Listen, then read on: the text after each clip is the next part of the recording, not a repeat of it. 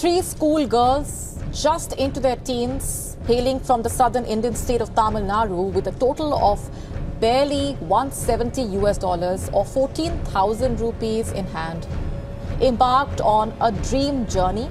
It is said that their plan was to travel all the way from their hometown in Karur, Tamil Nadu to South Korea. The car driver was 17 years old. He was celebrating the result of his class 12 board exams. He allegedly got drunk with some friends and ended up killing two innocent strangers. सुनोगे कुछ सुनोगे करके बैठा मैं नशे in my Porsche सामने आया couple मेरे अब वो है नीचे साउंड सो क्लीशे सॉरी गाड़ी चढ़ गई आप पे 17 की उम्र पैसे खूब मेरे बाप पे एक दिन में मिल गई मुझे बेल फिर से दिखाऊंगा सड़क पे खेल प्लेइंग केरोसिन फॉन्क इन माय स्पोर्ट्स कार 4 यार। अगर आप 1997 से 2012 के बीच में पैदा हुए हो तो आप एक जेनजी हो। इसका मतलब आप कहीं ना कहीं 12 से 27 इयर्स के एज ग्रुप के बीच में लाया करते हो। पिछले 100 से 120 सालों में कुछ 7 जनरेशन्स पास हो चुकी हैं। The greatest generation 1901 to 1927, the silent generation, baby boomers, Gen X, Gen Y millennials, Gen Z और जेन अल्फ़ा जो है हमारी आने वाली जनरेशन। हमसे पहले आने वाली जनरेशन्स ने बहुत सारी प्रॉब्लम्स फेस करी। साल 1901 से 1945 के बीच 2 वर्ल्ड वॉर्स हुए, civil right movement, extreme poverty और इवन बेसिक ह्यूमन राइट्स के लिए एक बहुत लंबी लड़ाई लड़नी पड़ी। उसके बाद भी हमारे पहले की जनरेशन्स ने हमारे लिए एक काफ़ी अच्छा फाउंडेशन ले करके हमें दिया। Technological advancements, better education opportunities और बेटर हेल्थ फैसिलिटीज़, हमारे पहले की जनरेशन्स के मुकाबले हर चीज़ हमें बेटर ही मिली। इन सारी चीज़ों की शुरुआत होती है इंटरनेट और सोशल मीडिया के आने से। साल 1986 में इंटरनेट का यूज़ इंडिया में शुरू हो गया था, पर जनरल पब्लिक को इसका एक्सेस 15 अगस्त 1995 को दिया गया। इंडिया में ऑलमोस्ट 1 बिलियन इंटरनेट यूज़र्स हैं और ऑल राउंड द वर्ल्ड ये नंबर 5.35 बिलियन है। आयरॉनिक बात यह है कि सोशल मीडिया का इंट्रोडक्शन लोगों को कनेक्ट करने के लिए किया गया था, पर इससे लोग और भी ज़्यादा आइसोलेट होते जा रहे हैं। इस वजह से ऐसा माना जा रहा है कि जेन जी अब तक की सबसे डिप्रेस्ड जनरेशन है।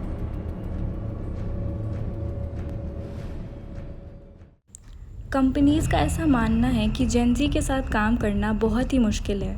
जेन जीज़ नॉन अडेप्टिव हैं, उनमें डिसिप्लिन और फोकस की कमी है।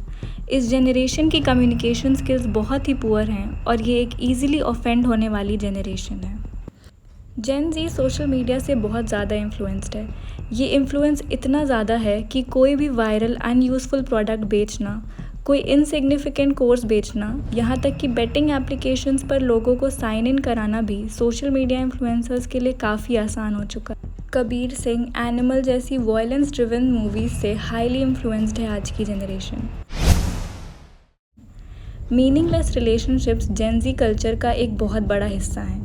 डेटिंग के नाम पर कैजुअल सेक्स, हुकअप्स, सिचुएशनशिप्स, यहाँ तक कि बेंचिंग भी एक डेटिंग ट्रेंड बन चुका है। बेंचिंग का सीधा मतलब यही है कि दिमाग में 3-4 अलग अलग पॉसिबिलिटीज़ होने की वजह से आप कमिट नहीं करना चाहते। जेनजीज़ को बहुत ज़्यादा इंटरेस्ट है ही नहीं एक मीनिंगफुल रिलेशनशिप बनाने और एक फैमिली स्टार्ट करने में। यही रीज़न है कि डिवोर्स रेट इंडिया में सब्सटैंशियली इंक्रीज़ हुआ है। प्यू रिसर्च सेंटर के एक रिपोर्ट के अकॉर्डिंग 70% टीन्स को एंग्जाइटी और डिप्रेशन के इश्यूज़ हैं। हाइपरसेक्सुअलाइजेशन इस जनरेशन में बहुत ही ज़्यादा कॉमन है। ये जनरेशन एडल्ट कंटेंट से एडिक्टेड है, जो एक 450,000 करोड़ का मार्केट है। इंडिया पूरे वर्ल्ड में 3rd रैंक करता है एडल्ट कंटेंट के कंजम्पशन में। आधी से ज़्यादा मेंटल हेल्थ प्रॉब्लम्स का रूट कॉज है एडल्ट कंटेंट कंजम्पशन, और इस बात को बैक करने के लिए कई रिसर्चेस हैं। जितना ज़्यादा आप एडल्ट कंटेंट कंज्यूम करते हो, ब्रेन के रिवॉर्ड सिस्टम में डोपामीन रिलीज़ होता है, जिससे हमारा केमिकल बैलेंस एक्सप्लॉइट होता है और हमारा ब्रेन डीसेंसिटाइज हो जाता है। सेरोटोनिन, डोपामीन और ऑक्सीटोसिन कुछ ऐसे हार्मोन्स हैं जो हमारे ब्रेन के पॉजिटिव फंक्शनिंग को वायर करते हैं, पर जब हम इन हार्मोन्स को ऐसे कंटेंट के लिए एक्सप्लॉइट करते हैं तो केमिकल इम्बैलेंसेस होते हैं, जिनकी वजह से एंग्जाइटी, डिप्रेशन और सैडिज्म जैसी फीलिंग्स होती हैं। इंस्टेंट ग्रैटिफिकेशन ये एक ऐसी चीज़ है जो ऑलमोस्ट हर जेनजी के कैरेक्टर का एक ट्रेट है। इसके पीछे का एक बहुत बड़ा कारण है इम्पेशेंस। हर कोई रिजल्ट से ऑब्सेस्ड है, प्रोसेस से नहीं। फिंगर टिप्स पर सब कुछ दिखता है पर रियल में कुछ है नहीं, जिससे माइंड में एक बहुत ही बड़ा कॉन्ट्रास्ट क्रिएट होता है। जो हमारे फिंगर टिप्स पर है उस चीज़ को अचीव करने के लिए हम कुछ करना नहीं चाहते। बेटर होगा कि हम इंस्टेंट ग्रैटिफिकेशन यानी तुरंत रिजल्ट्स के बजाय डिलेड ग्रैटिफिकेशन की फीलिंग्स के साथ एडजस्ट करें और प्रोसेस से ऑब्सेस्ड हों, ना कि रिजल्ट से। जेनजी अपनी लाइफ में पर्पस लैक करता है। ये एक बहुत ही डायरेक्शनलेस जनरेशन है।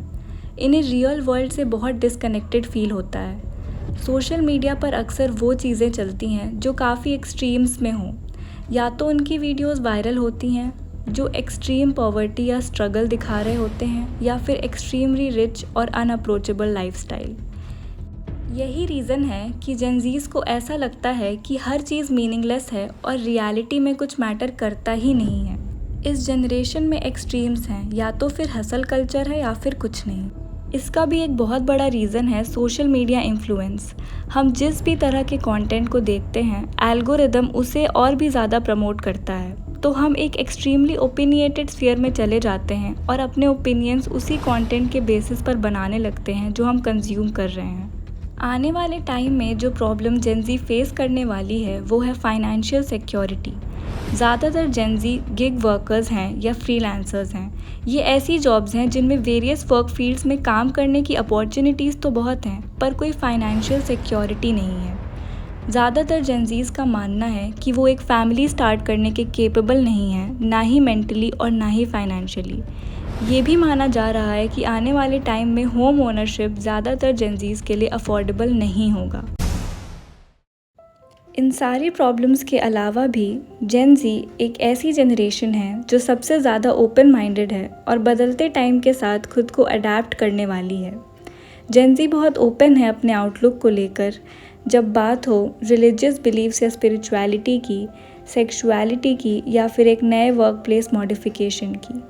एज अ जेनजी हमें यह ध्यान रखना होगा कि एस्केपिज़म कोई ऑप्शन नहीं है, चाहे वो एडल्ट कंटेंट के थ्रू हो, ड्रिंक्स के थ्रू, ड्रग्स या सोशल मीडिया के। आज के टाइम पर अपने सोशल मीडिया को लिमिट करना और अपने इन्फ्लुएंस को गार्ड करना ही सबसे बड़ा सॉल्यूशन है। आज की वीडियो के लिए बस इतना ही। If you like my video please give it a thumbs up and subscribe to my channel.